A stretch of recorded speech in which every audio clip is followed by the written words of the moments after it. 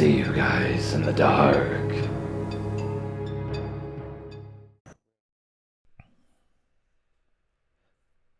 This happened in 2004 when I was in the United States Army. I was stationed somewhere in the Middle East, and then transferred somewhere else. Then when I got to China, well, over in China, there were other U.S. personnel. I happened to look over, and I have seen Private Jenkins and some older gentleman talking. There was an Asian woman that looked like she was under the influence of something. Private Jenkins was talking to the guy, and then I heard Private Jenkins give the man a wad of cash. And then the guy gave Jenkins what looked like some type of powdery drug. Jenkins escorted the woman to his room, and the woman kept asking him who he was and where they were going. Jenkins kept looking around, making sure that he was having no one follow him. Although he was unaware of my presence, Jenkins shoves her inside. I walk down the hall, and then I hear the woman screaming. I bust in the room, and Jenkins is naked. She is sitting in the corner crying. I start punching him in the face. Then all of a sudden, other U.S. personnel come in and come up to break us up. The sergeant comes in. What the fuck is going on in here? Jenkins, what the fuck is going on? I answer to the sergeant. Sir, I caught Jenkins trying to force himself on this Chinese citizen. The sergeant looked at the poor woman laying in the corner, crying and embarrassed. Sergeant Giles pulls out his gun and escorts Jenkins back to base. Jenkins is convicted of rape, and he was discharged. After Jenkins left, I finished up my career in the Army, retired from the Army, and became a contractor. I was driving down the road one day, and I seen a guy walking down the road. I couldn't place my finger on who it was. I thought hard, and nothing was registering in my mind. I stopped at the gas station to get gas, and then I get back into my car. I hear the sound of a gun being cocked back. Hello, Hudgens. Nice to fucking see you. Today I won't forget this day. Do you know what the fuck today is? A familiar voice echoed into my mind. It was Private First Class Jenkins, dishonorably discharged for rape and attempted murder. I was a bit surprised. I won't say that I was afraid, because we as soldiers are trained not to be afraid and to handle the worst situations in a calm and efficient way. Jenkins demands that I drive. He kept the gun to the back of my head. As we turned the corner to go down I-75, Jenkins asked me, "Do you have a wife, Hudgens?" I didn't want to answer this question. Jenkins pistol whacked me and asked me again in a more aggressive tone. I told him yes. Jenkins made rude and disrespectful comments about my wife and the kids. He threatened to do all kinds of things to my wife and the kids. Jenkins was mad because I had ruined his military career, according to him. I explained to him that committing a crime and brutalizing an innocent civilian was definitely not the right thing to do. Jenkins screamed racist shit at me about Asians, and he kept going back to that day that I got him and he lost his career. He told me how he had to sleep at a homeless shelter, and now he can't even be honored for the shit that he did in the Army. Now I must at least try to be fair to Jenkins. Yes, he did try to rape a Chinese woman, and was discharged from the Army.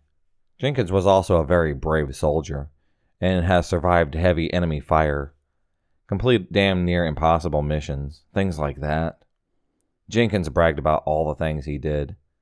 Then he said, I could have had everything that I ever wanted, but instead some fucking goody two-shoes cuck motherfucker had to come and cock-block me and get me a dishonorable discharge.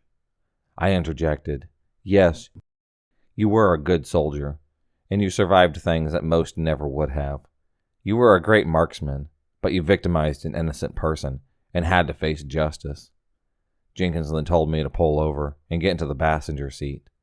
As he got into the driver's seat, Jenkins was nervous and giddy. He was sweaty and smelled like cat piss.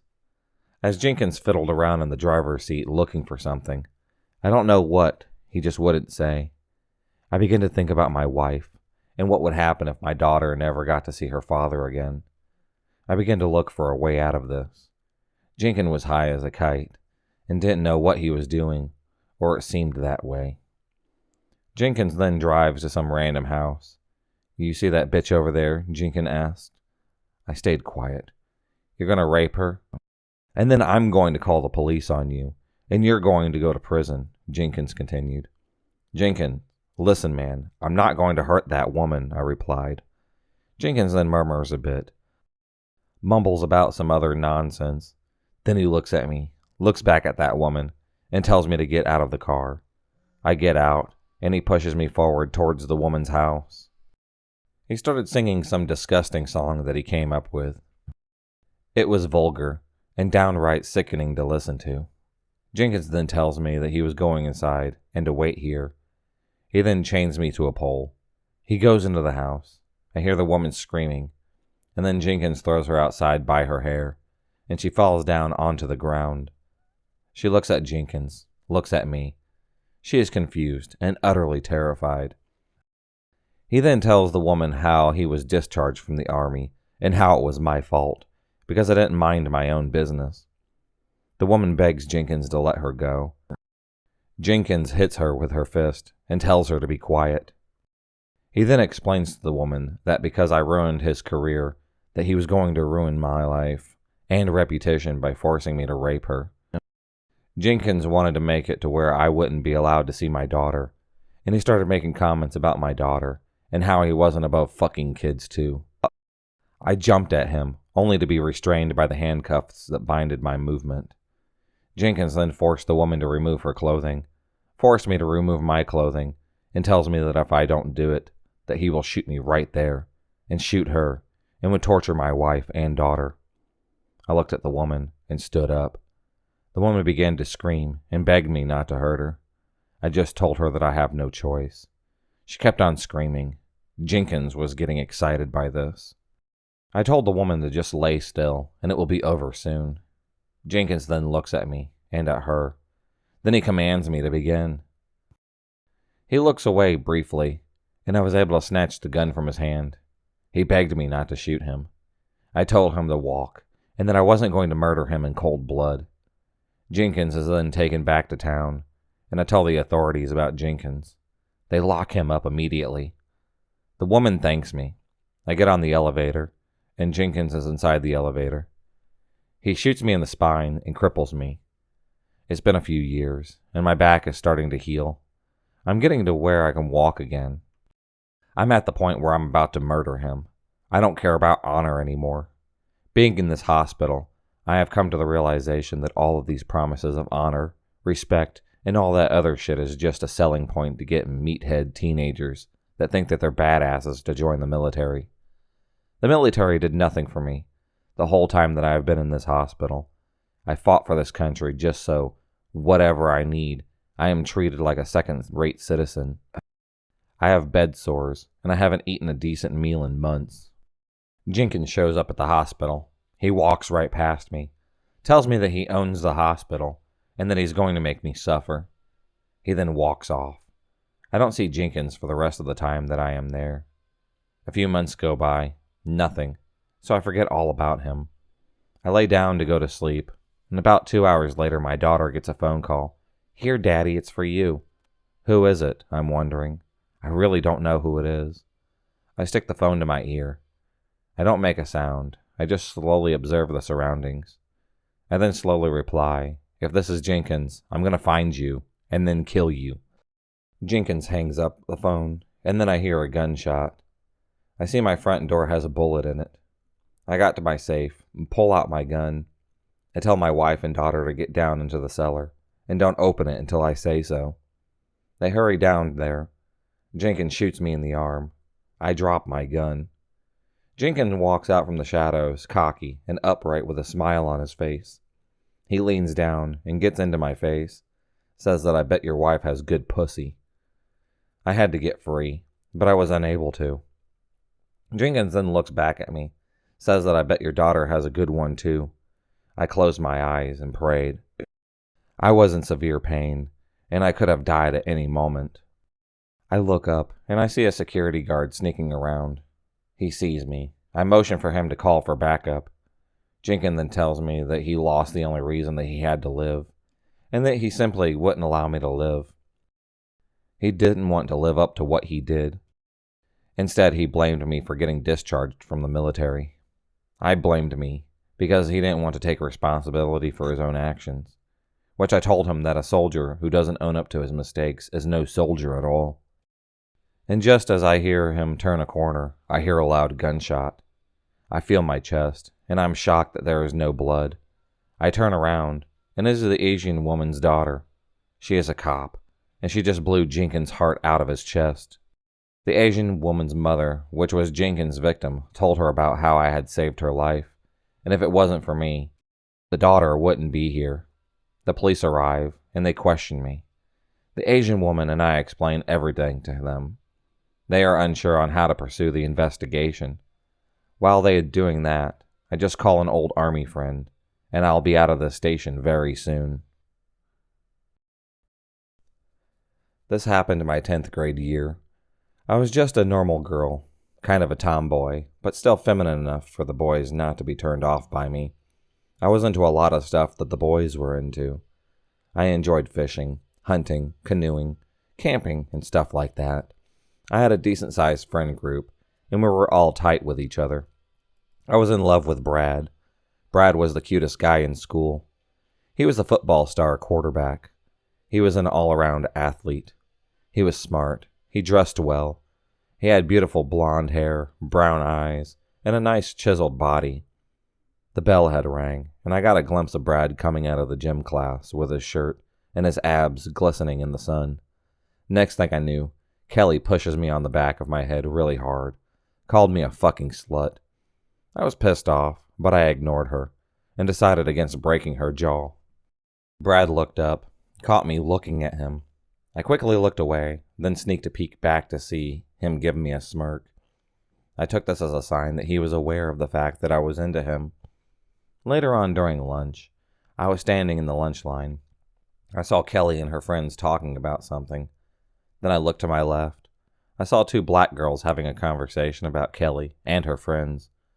One of the black girls was crying because Jennifer had slammed her head into a locker earlier.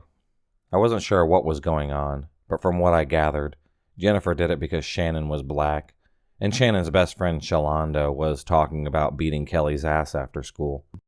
I decided to butt out of everything.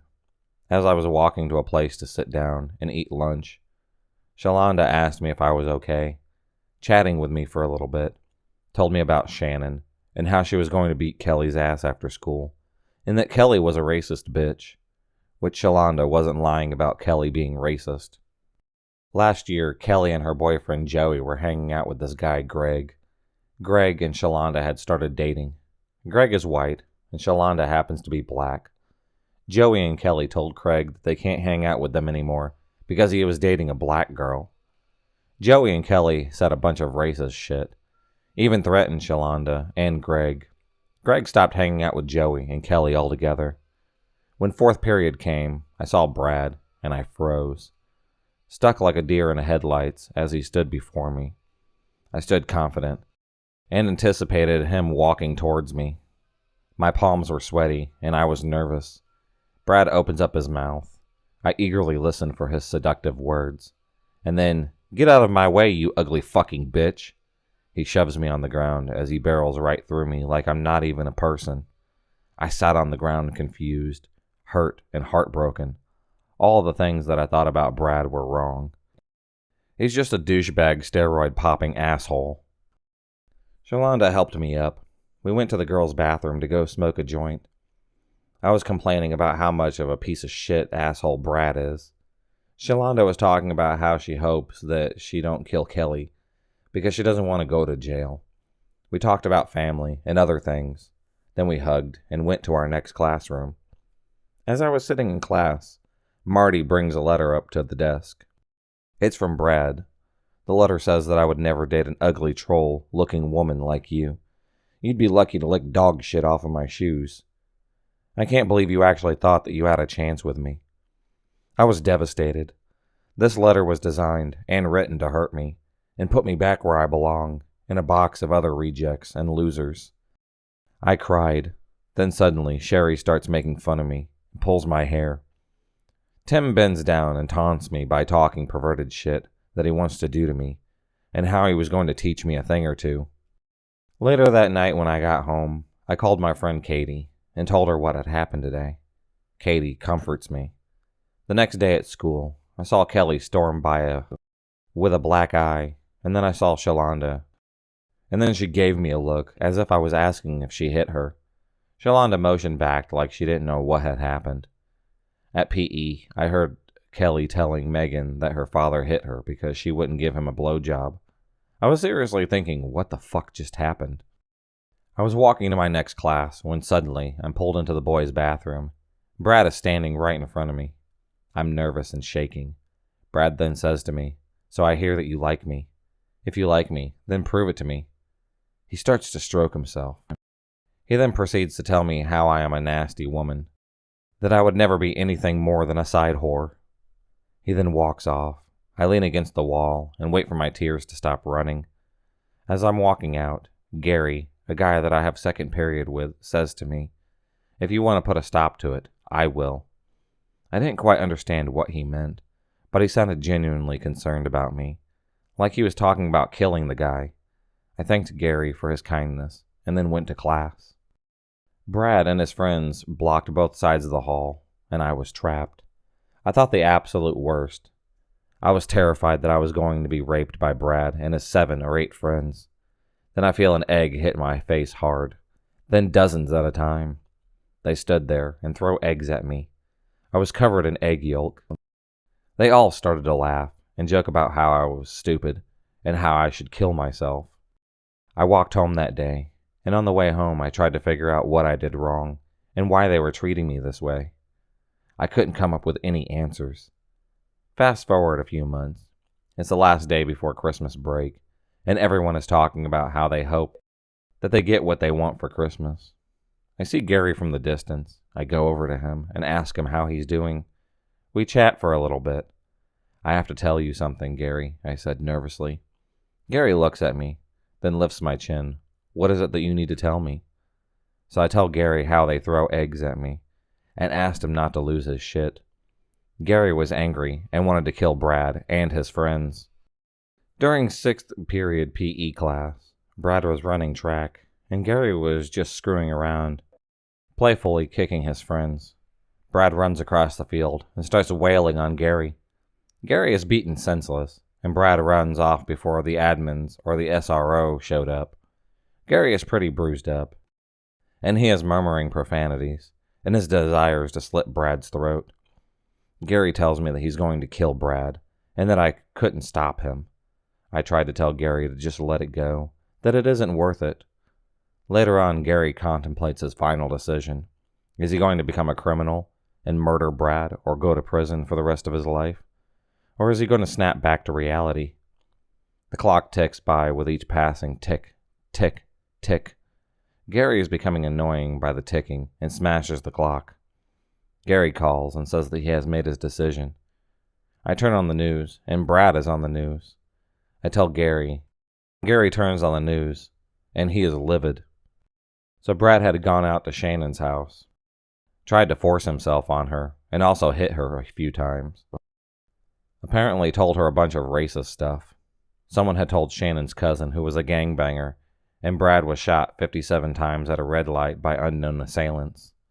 So after everything that Brad had done to me and Gary, and the things that he did to the others, especially Shannon, Brad got what he deserved.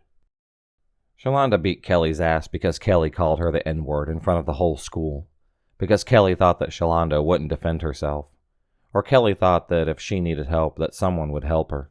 No one did. We just stood there as Shalonda brutalized Kelly. Kelly laid on the ground a bloody mess. Her friends just kind of walked past her because they were ashamed of her getting her ass kicked. Kelly had later on moved. Joey got stabbed by Gary because Joey ran him off the road and almost killed his little sister and his infant brother. Gary stabbed Joey 43 times in the chest, in the back, and anywhere else that he could get him. Gary is now in prison, and I feel bad for Gary. Gary had gotten a sentence of 8 years for second-degree murder, but he could get out sooner. Gary writes me every day and tells me that he doesn't have sympathy for murdering Joey. I tell him that I don't have sympathy for Brad either, but I am deeply saddened that he is in prison, and I miss him so much. If you enjoyed this video, please subscribe, like, and hit the bell for notifications on future videos and become a stalker of the night. And I'll see you next time.